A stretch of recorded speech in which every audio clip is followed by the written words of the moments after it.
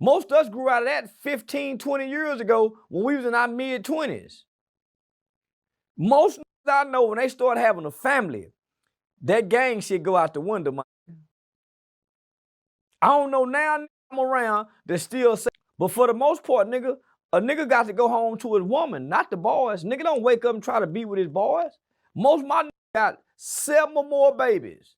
How they gonna be loyal to the homies? Them niggas are loyal to the homies out there. Them niggas go to hood days.